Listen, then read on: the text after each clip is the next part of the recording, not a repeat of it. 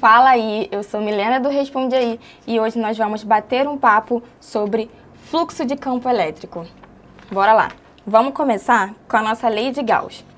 A lei de Gauss nos fala que o fluxo de campo elétrico sobre uma superfície fechada é igual à carga interna nessa superfície sobre ε0.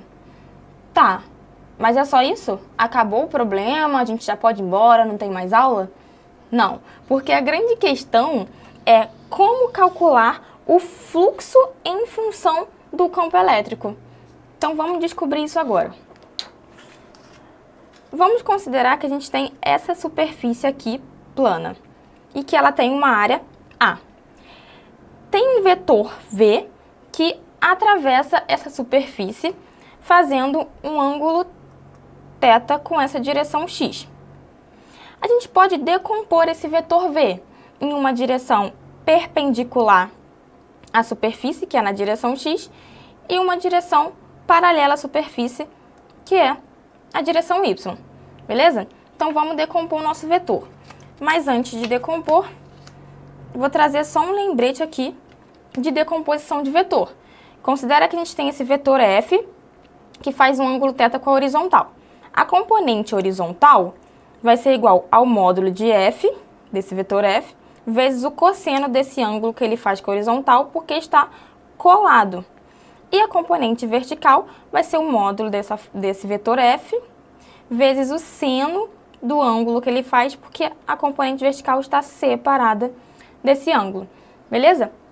E quando a gente decompõe o nosso vetor V, a gente tem isso daqui. Esse vetor aqui, que está na horizontal, na direção de x, eu chamei de Vx, e ele é igual a V cosseno de θ, porque está colado. E esse vetor aqui, que está na direção y, paralelo à superfície, eu vou chamar de Vy, e ele é igual a V seno de θ, porque está separado. Show? Agora vamos só prestar atenção em uma coisinha aqui. Esse vetor aqui, Vy, ele está paralelo à nossa superfície, beleza? Ele não atravessa de fato a nossa superfície, né? Ele não passa atravessando essa superfície. Então, ele não vai contribuir para o nosso fluxo.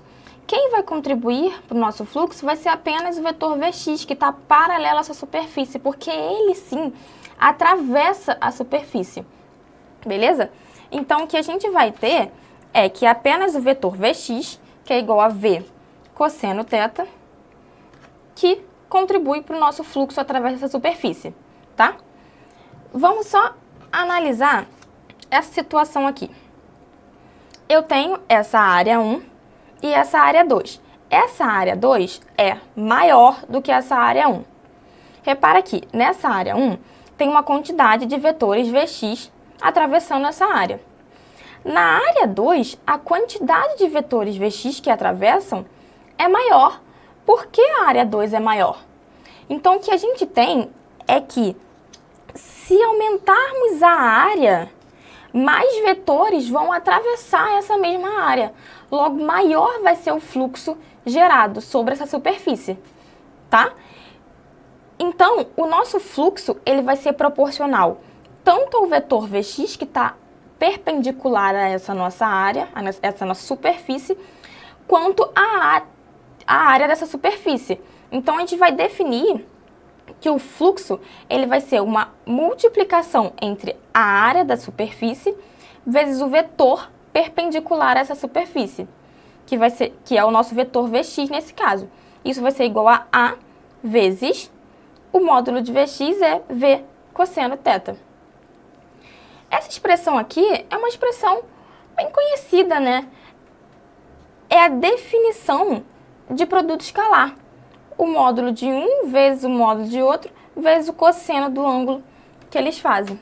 Então, se a gente definir um vetor área dessa superfície que aponta, que é perpendicular, na verdade, né, a essa superfície, a gente pode definir o fluxo como o produto vetorial, o produto escalar entre o vetor área dessa superfície vezes o vetor V.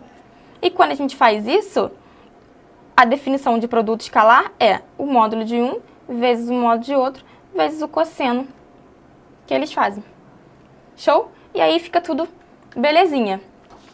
Tá, mas isso tudo a gente demonstrou, achou como que a gente calcula o fluxo, mas para uma superfície plana, né? Mas e se a minha superfície não for plana? Se ela tiver um formato qualquer, como esse daqui, o que nós vamos fazer?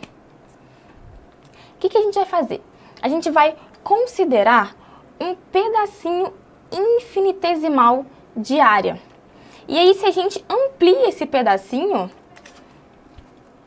ele fica como se ele fosse plano, beleza? Então, vamos considerar que, por esse pedacinho plano, atravessa um vetor campo elétrico. Agora, a gente já está lidando com o vetor campo elétrico, como se a gente estivesse substituindo aquele nosso vetor V pelo vetor campo elétrico, ok? Então, a gente pegou esse pedacinho infinitesimal de área de uma superfície que tem um formato desconhecido e a gente ampliou. Então, esse pedacinho aqui é como se ele fosse plano e tem um vetor campo elétrico que passa por esse pedacinho infinitesimal de área.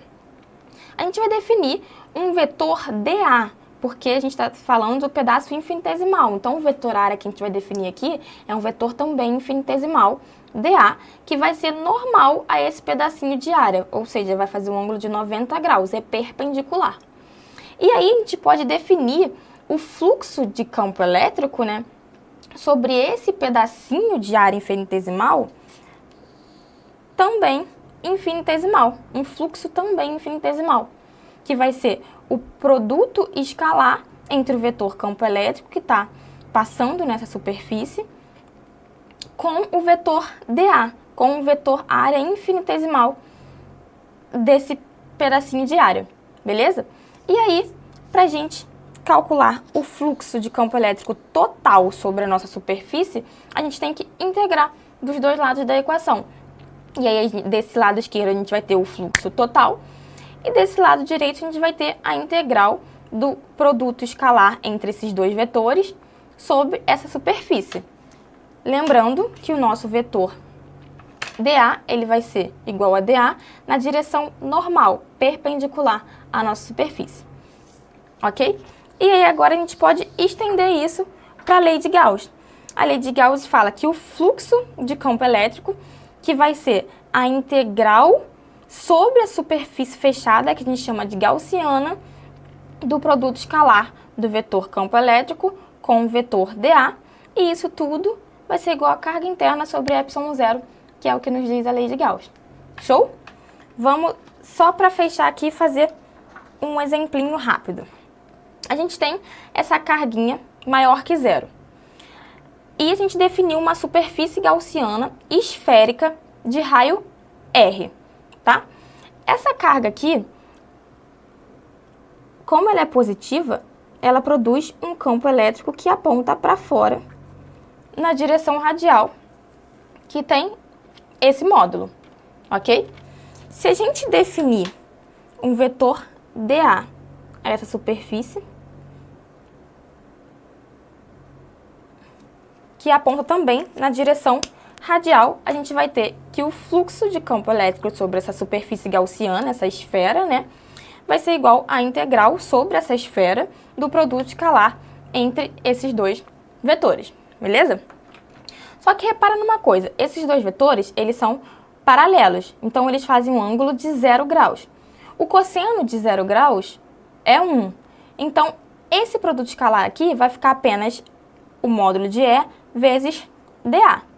Além disso, o campo elétrico, ele é constante, ele é o mesmo em toda a gaussiana, porque todo o ponto da superfície gaussiana, dessa esfera aqui, está a uma distância R da carguinha. Então, a gente consegue ver que o campo elétrico, que depende da distância, vai ser constante nessa gaussiana aqui. Então, a gente pode tirar o campo elétrico da integral e aqui vai sobrar só a integral de dA sobre essa superfície gaussiana. E isso é justamente a área da gaussiana. Então, o nosso fluxo vai ser E, que vai ser Q, que é a carga interna, 4πε0 Rzão ao quadrado, porque a gente está calculando o campo na superfície da esfera, né, na gaussiana, vezes a área da gaussiana, que é 4πRzão ao quadrado, que é a área de uma esfera. Isso vai ser igual a carga interna sobre ε0, que é o que nos diz a lei de Gauss. Beleza? E é isso. Esse vídeo te ajudou? Responde aí.